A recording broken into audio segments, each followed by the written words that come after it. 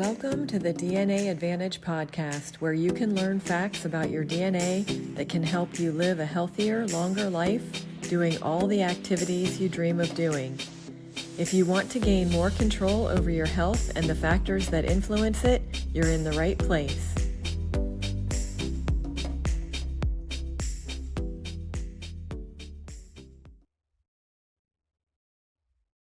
Hello. Today, we will be discussing digestive health and how we can approach it from more of a personalized vantage point. Instead of looking at the symptoms and trying to quiet those symptoms or temporarily improve our condition, the goal would be to get long-term benefits and long-term resolution of things like heartburn, acid reflux, stomach discomfort, and any kind of elimination issues. In order to do that, what we need to do is better understand our bodies. If you missed the episode on symptoms, you can go back on this page and see the recording for symptom resolution versus relief. And this is going to repeat a little bit of that just because every time we're looking at a symptom, we're looking at a process of understanding our bodies. The first step is to understand the symptoms by considering when they started, understanding if it was recent or if you've always had underlying issues with this particular symptom. So let's say acid reflux is the issue. Is that something that you can trace back even as a child? Is it more recent? Is it linked to a certain time of day? That's another part, is what's the timing? And with, let's say, acid reflux, is it mornings, afternoons, or evenings? Is it typically after certain types of foods or just after heavy meals that you have? Just identifying a link and understanding what's going on with your body and what it could be attributed to. We're looking at, when did you start having the issues? What is the timing of those issues? And then next, we want to look at the frequency, the duration, and the intensity of those symptoms. Is it something that just goes on and on for hours? Is it something that comes and goes quickly? How frequently do you have it? If you do have acid reflux or any particular digestive issue, is it concentrated in certain weeks of the month, or is it just sporadic? So really identifying and tracking when you're having those symptoms and how that's affecting you and your activity level. Is there any family history of this as well? That's something to really look at, because we have a better understanding whether or not there is a genetic predisposition to it, if there is a family history. And that doesn't mean that we just accept it and we expect to have it ongoing, but it is something to consider, because we can then trace what categories of DNA we need to investigate. It's really helpful to understand the contributors, any kind of change in environment, any stressors, any medications that you might have been taking recently. When you're looking at when the symptoms started, you can then trace back just prior to that incident and then understand what might have changed, what might be influences. Then we need to look at our DNA. So we're understanding more specifically how our bodies are handling things and specific foods. If we look at genetics, we can understand better how we process foods, the efficiency of the processing, how we produce enzymes that reduce the foods down to the elements that we need to use and benefit from a health standpoint. When you're looking at when you have the symptoms, then you are better able to link it to if it's a specific food that you're eating and if that causes more of a lift. It doesn't mean you can never eat that food again, but we can then trace it back to what enzymes are required to break down that food. And do you need support in that particular enzymatic process? whether it's producing them or supplementing them to get your body started digesting better. We can then look at things like microbiome. There are specific genes that help us either retain or produce the microbiome and keep things balanced in the microbiome. There are many different strains of bacteria that serve us well, and it helps us break down our food. So, if we have a particular genetic predisposition to reduce that or lose function of that particular bacteria, and it's degraded by something more easily, we all are susceptible to things like medications and chemicals and stress and other environmental factors that can reduce the microbiome and the balance of the microbiome. We're all susceptible to that, but some of us have more of a likelihood if we don't have a particular genetic strength. Looking at that and really tracing back to understand what is affecting our health, what is affecting our digestion is really helpful. And the microbiome is really pivotal.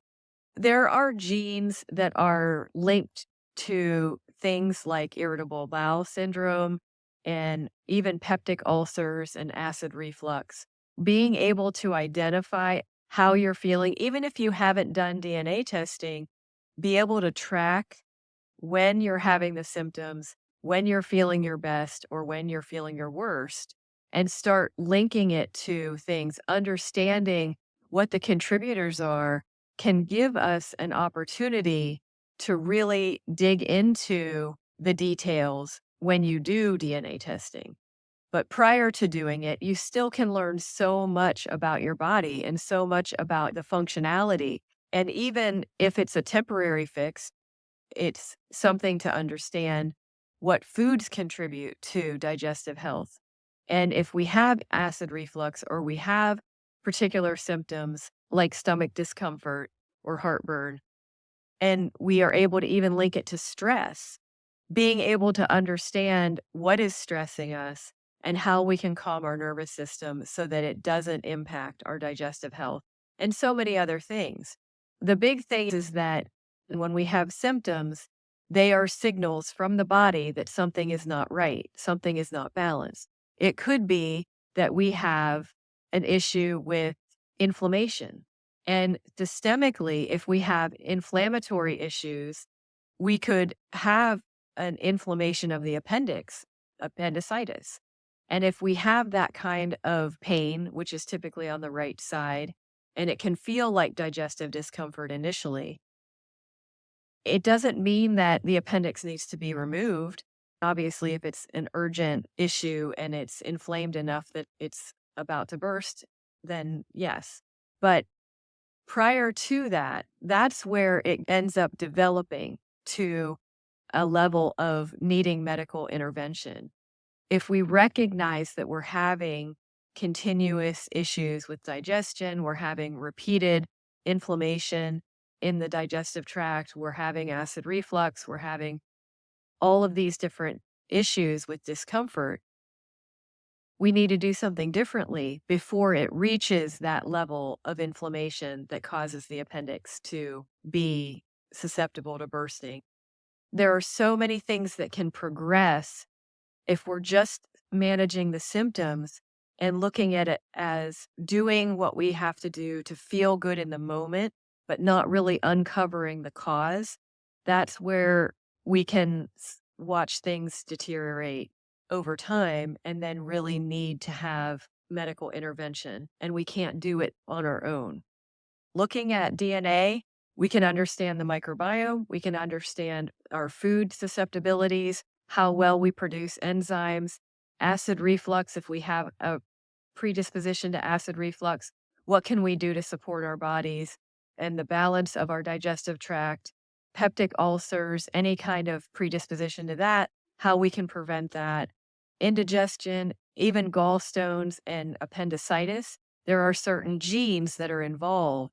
It doesn't mean if we have those genes that are compromised that we will definitely have those problems, but it does give an indication of how we can support our bodies in a way that is very personalized, that we can avoid developing more severe complications and issues. There are also the bacterial components that we need to address. And if we aren't able to remedy things like H. pylori or C. diff, you hear about people getting C. diff a lot of times in the hospital. There are people who are more susceptible to that than others based on their DNA.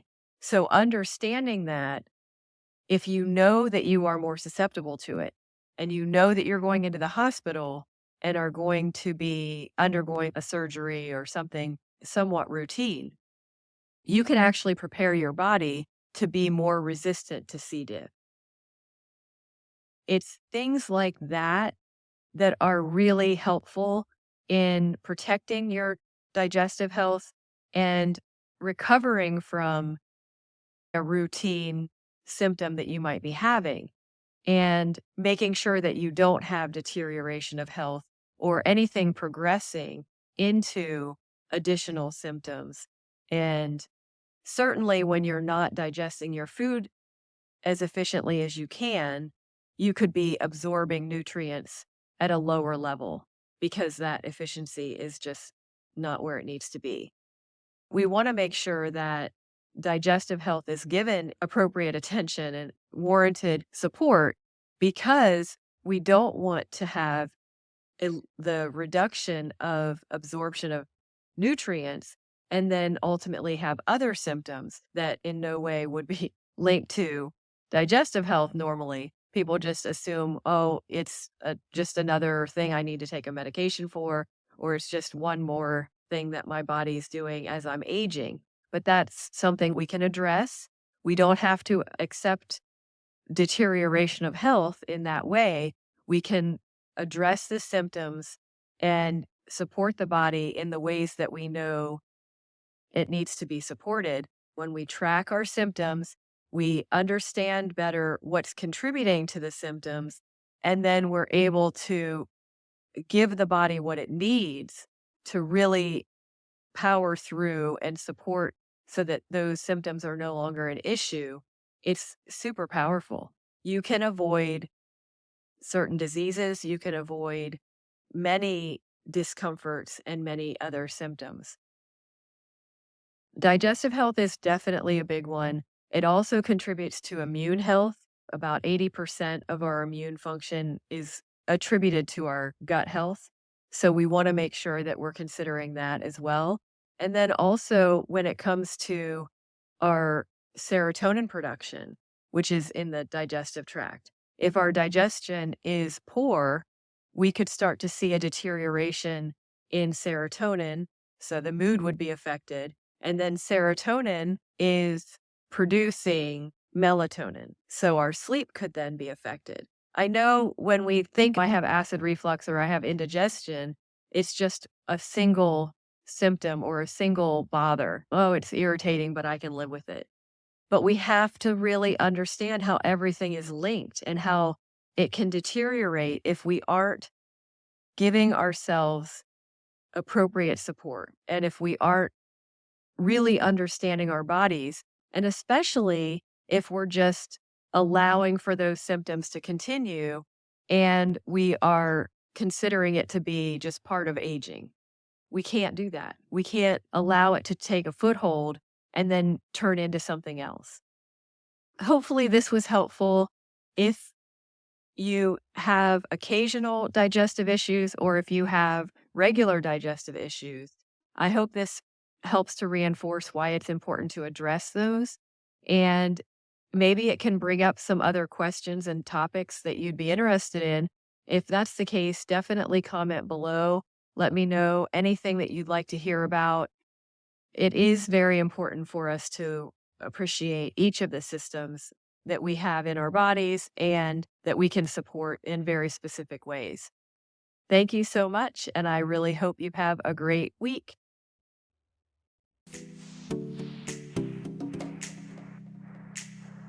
Thanks so much for joining me to learn about DNA health. If you enjoyed this episode, please subscribe and leave a review. If you'd like to join my free community where we delve into more details about DNA, just click Community below.